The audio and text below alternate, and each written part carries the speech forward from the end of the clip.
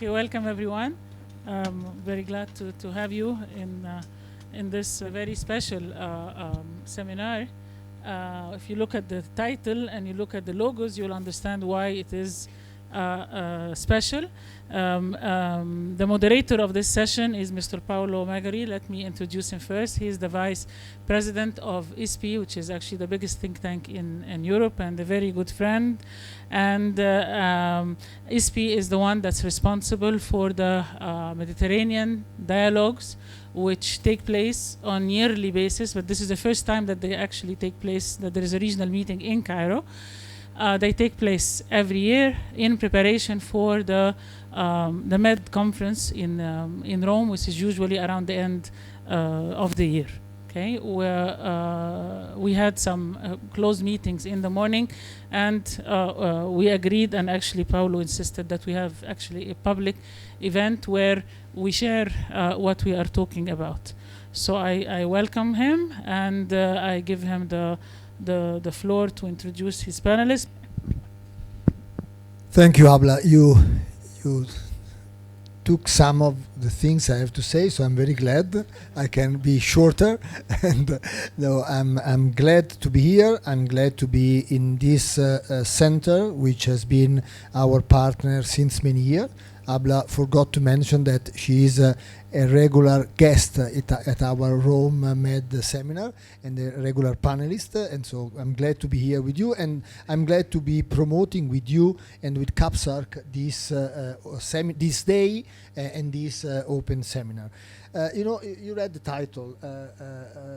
I will introduce the panelists when I give them the floor, but let me start saying that we have someone who kindly accepted to replace someone who cannot come last minute, and so we have a kind last minute replacement, which will, as you will see, will be an interesting thing, because this panel had a problem in addressing this issue.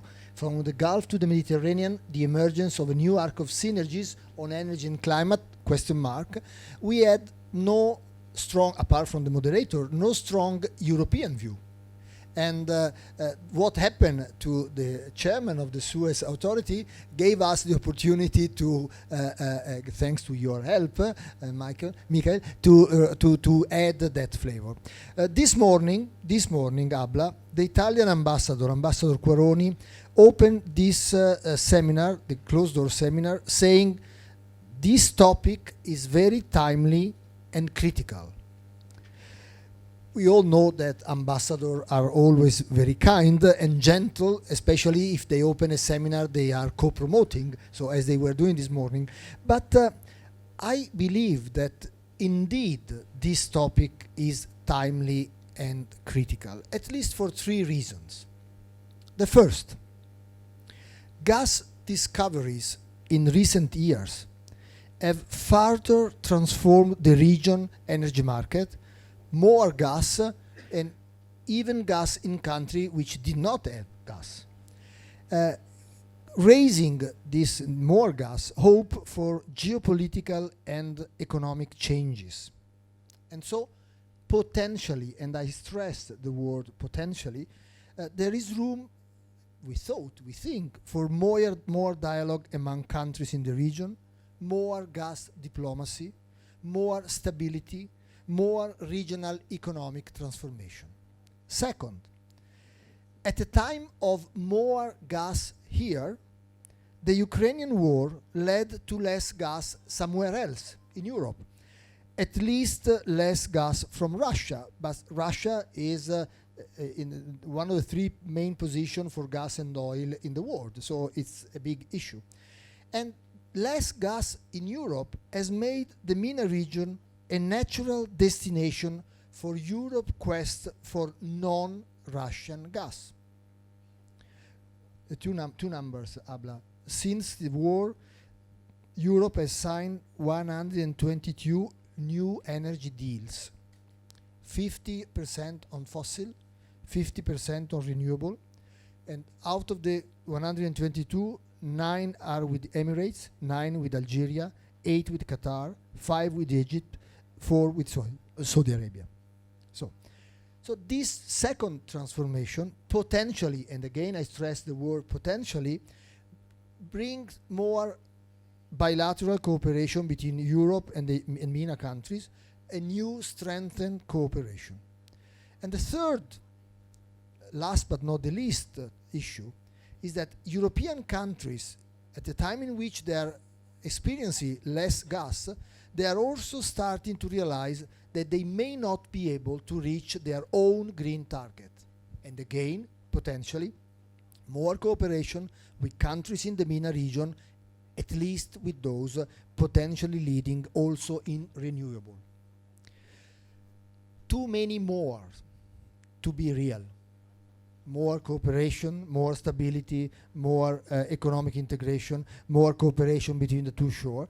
Looks like an ideal world, and our session will have an optimistic, always optimistic, reading of the real world, trying to answer to this question: how real is gas diplomacy? Are we really moving towards more regional economic integration in the MENA region? Is the MENA region the real main destination of Europe's search for non-Russian gas? This is something Abla asked this morning. What will happen after the war? Will Europe go back to traditional supplier? And on the other side, is Europe the real main destination for MENA's gas? This morning, the chairman of TAC Arabia clearly said, no, Asia will be. So this is a question mark. And what will be the real impact of energy transition? What do you expect from COP28? As said, and let me now introduce our three panelists, we have three different perspectives to address this question.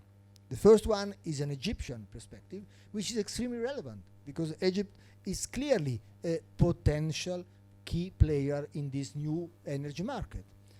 The second is the European perspective, and I'm very happy that together with Abla, which will be the Egyptian perspective in first, but not only, Mathioulakis accepted to be with us. He is the academic director of the Greek Energy Forum, on top of being research associate at the Hellenic Foundation for European and Foreign Policy. Thank you for replacing the chairman of the Suez authority. And then we have a Saudi GCC with French accent perspective with Axel Pierrou, who is Vice President Knowledge and Analysis at CAPSARC. Okay, thank you. We will start. We will try to be short and effective, and we promise we will try to end by 5:30 if we all respect the timing. And let me start with Abla. Abla, big transformation, big opportunity. With Tor, Egypt is now the third largest gas producer in Africa. And by the way, the only country with liquefaction capacity in the Eastern Mediterranean. The country clearly has the potential to emerge from the Ukraine war as a key energy player and regional energy hub. But Fifth Solution, the agency, estimates that in 2023 gas production will fall to a three-year low, and also export, for different reasons we discussed this morning, will be minus 5% this year. How to transform in Egypt this potential into a reality? Thank you very much, Paolo. Thank you for being here. I welcome you and welcome the colleagues on this seminar and on the meetings in the morning, and very important topic to be addressed. Okay, the question that you're addressing is has the potential of being an energy hub, and the question is how can this be realized? Can this potential become a reality? And I think in order to answer that question, we have to put things in perspective, because you cannot talk about the energy file and what can happen there and the energy hub if you do not talk about the climate. Energy and climate are very much connected and interrelated. Okay, this is point number one. Now, point number two, to become a hub, to be a hub, okay, there are people producing, there are countries producing, and there are others consuming, and the hub is in the middle. So the potential is actually associated with these two and how far they can go. And this is what I want to talk about a little bit. I think there are three dimensions that are very relevant here before talking about specifically about Egypt and what it can and cannot do. The three factors that can make a difference and affect are, first of all, the talks about the climate and where we're heading there, and we have the COP28 coming out, all right? And this is something we talked about in the morning. The war and what is going to happen with the war, okay? And the third one is the technology and the change that's happening in relation to energy in general, okay? So let me just, so the discussions, the COP28 is not expected to make any difference as far as climate is concerned. It's expected to have very negative results. The entire Gulf is very keen on reducing, wants to talk about reducing emissions, but not about stopping using the fossil oil. Okay?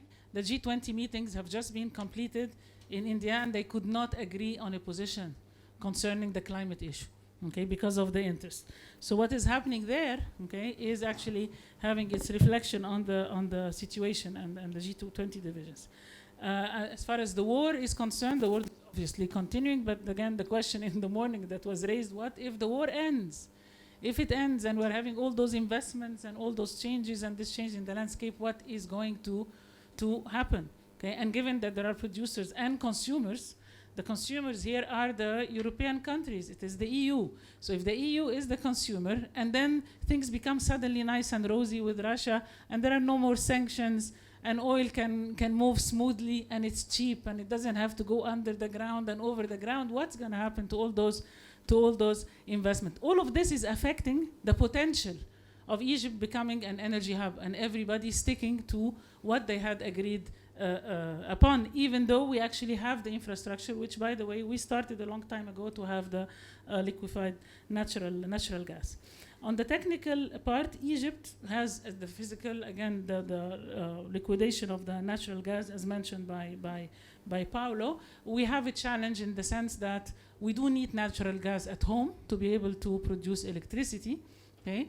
And this is always a challenge because there is sort of a trade-off between exports and having enough natural gas to be able to run our electric facilities, and this is likely to affect our position as a hub unless we change the way we plan, we change the way we think, we put energy in the right perspective of our total plan, our total plans. We signed a lot of agreements, a lot of MOUs during the COP, okay, all concerning energy and concerning the hub situation. So we're being serious on our side as far as agreements are concerned, but actual implementation of the rest of investments that are needed will require a lot of good positioning and change of policies by the government, and will require a response from Europe as well, because Europe is on the receiver side. If they do not have the infrastructure on the receiver side, this is one of the things that we mentioned, it could take 10 years for them to build the infrastructure to receive what we send them. If they do not have that, okay, there comes the last, and this is my last word, the third dimension, which is the technology. Well, with the technology changing, okay, maybe just not few years, even more before that, you would have a completely different system operating to deal with energy. What is going to happen to all those investments? All of this is going to affect Egypt's potential to become a hub. So we have what it takes, but its turn to reality involves actions on our side, actions by the Europeans as well. Thank you, Abla. And again, we are very happy that you managed to join us and bring in the perspective of an important actor in the Egyptian economy, like the Suez Canal economic zone. Thank you very much. In the brief introduction that I had a few minutes ago, I mentioned the potentiality of this new world we are in, a new world in which this region has even more gas than in the past, including Egypt, and the northern region, Europe, has less gas than in the past, at least not Russian gas. And among the potentiality of the new world has been mentioned several times, gas diplomacy, the possibility of more regional economic integration. Now, building an integrated energy system may also strengthen, as said, economic integration, reinforcing cooperation between the Gulf, Egypt, and Mediterranean countries. Waleid, what is the role that special economic zone can play in facilitating the establishment of new value chain in the area? First of all, apologies for being late, but I'm very happy to be here with you today. I have, before I answer your question, I have a point to state. Green fuels, regardless whether, like Dr. Abla has been mentioning, war or issues or changes, I think it's something that's here to stay. We're talking about green fuels, which is hydrogen, ammonia, methanol, is the fuel, in my belief, for the next 100 years. So the fossil fuel owners understand this very well, and therefore they would like to prolong as much as possible the utilization of petroleum and natural gas, which right now is not fossil fuel, but in 10 years, as per the EU, would be fossil fuel. So effectively, to do that, the Suez Canal Economic Zone, with government entities like the Sovereign Fund, like the Ministry of Electricity, is working hard to really put in place the necessity ecosystem, regulatory requirements, incentives, shared infrastructure, to ensure that we have what it takes to put this industry in the right direction. Having said this, a lot have been achieved. And not just that, something happened in the past 2 months that we never thought that would happen, which is requirements by the local market. So the latest achievement was 2 weeks ago, which is having a green methanol bunkered ship in the coast of East Port Said, one of Maersk's vessels, done by an Egyptian company, OCI, bringing the methanol from Texas and doing the bunkering in East Port Said. This was a testament that we can do and develop what it takes for this industry to happen. And I can give you a insider.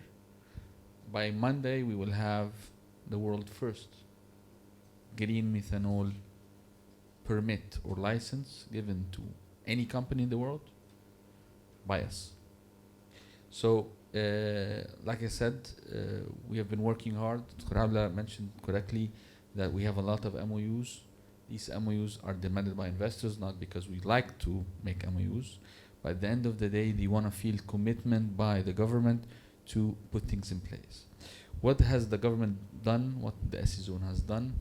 We have a new law, a new incentive law for the green hydrogen. Hopefully, by end of this year, will be ratified by the Egyptian Parliament, which is specific for either the production of the green fuels, whether it's hydrogen, ammonia, or methanol, plus the complementary industries, plus which like the feeding industries, the electrolyzers, the solar panels, the turbines, the wind blades, the membranes for desalination plants, all that is required and needed for this industry to come into play.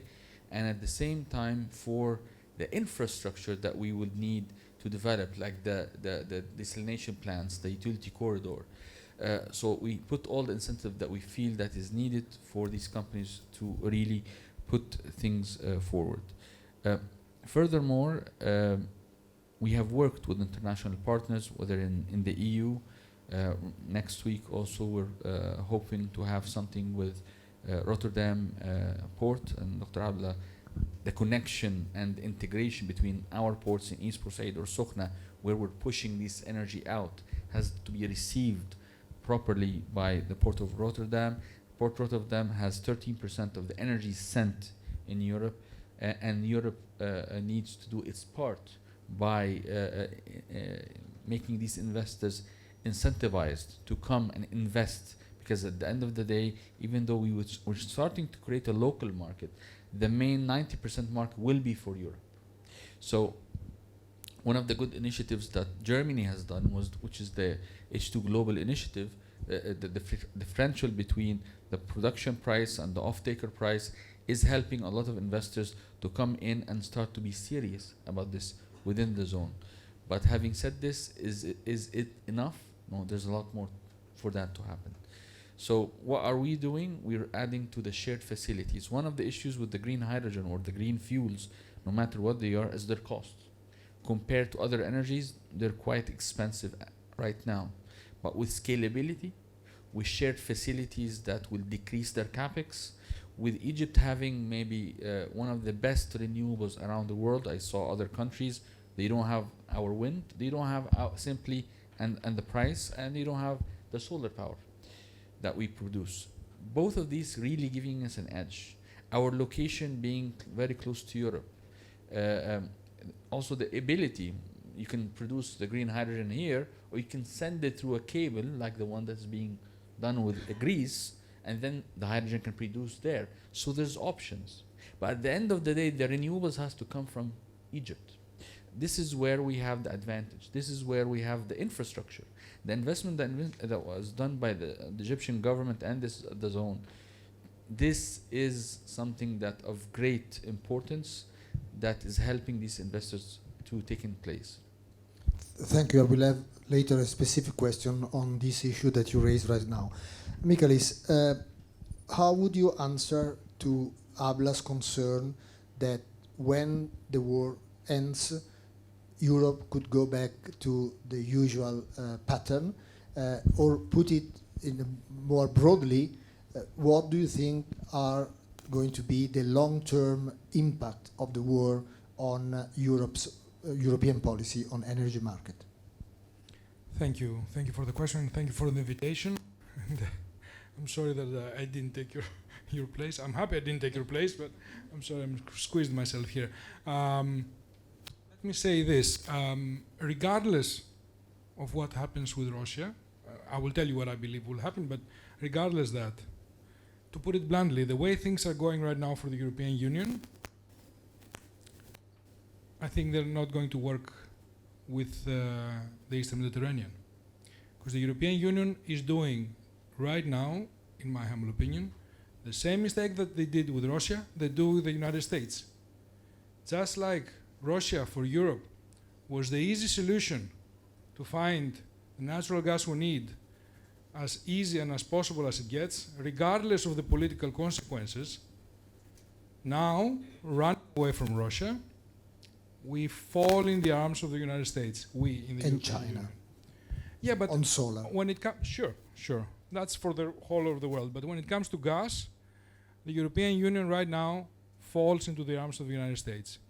Now, this might sound so. In that sense, if European Union doesn't shake its head and change direction, it's not going to work with the East Med. So all the dreams of Egypt, Israel, Cyprus, Greece, whatever, Lebanon, all our countries are going to stay dreams. Because right now in the European Union we found the solution of accessible American LNG, and we fall into this category. And just to make a broader idea to understand why I think this is strategically a mistake, for European Union it was a big mistake to tie itself with Russia. However, there was no competition with Russia. For the European Union, there is big competition in relation to the United States. The United States and the European Union are the two biggest trade partners in the world. And the worst thing you can do is be independent from the party that you're competing against. So this is a strategic mistake.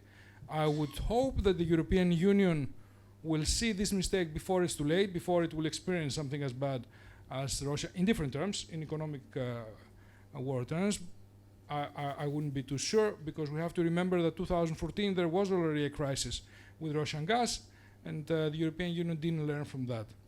However, what did change, to come to the question, what did change with after the war in Ukraine is that the European Union realized that it's always better to diversify.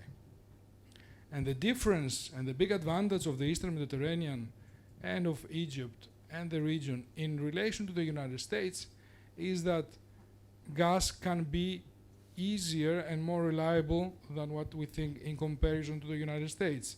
Because right now we say United States, they have a lot of gas, they can send, fine. However, most of the gas from the United States comes from the Gulf of Mexico. Conditions there are not always dependable. They need to be carried for across the ocean, and that's also not dependable. So this is, let me put differently, there is an advantage for the gas that comes from the Eastern Mediterranean and from North Africa to the European Union because it's more reliable as long as it comes. So right now, the way things are, I don't think things will progress regardless what happens with Russia. But I think, and I hope that the European Union will not do the same strategic mistake twice. And just to finish off, we have to realize when we talk about the European Union that the European Union has to face two main challenges for the future. One is what we experience, the balance between decarbonization and all the promotion of renewables and energy security. We have felt this very strongly. There is, however, a second level which is really, really important on a strategic level. Right now in the European Union, it's not only the European Union that has interests. There are all the other major actors in the world, they also have interests, and they're actively going after them, using also energy as a means. So Russia has its own agenda. For Russia, on a strategic level, and this was to a big part related to what has happened, Russia has the idea of buffer zones. Russia always needs for their security to have some area further than their border that they control. Because they feel secure, they always need this, because they've always been invaded from European countries, so they need what we call buffer zones. They did this, they thought that they did this through energy, so they made a ring of countries they controlled. But this means that they were affecting NATO allies, US allies. And after the shale revolution in the United States, for the first time after the Second World War, they had the ability to lower Russian influence over their allies. So Russia's interest is to create buffer zones, United States' interest is to deter this thing. And to all that, you have China, that they have their own interest in promoting coal in Europe. I'm finishing. So for the European Union, it's a multi-level problem to which the Mediterranean can give a solution. Thank you very much.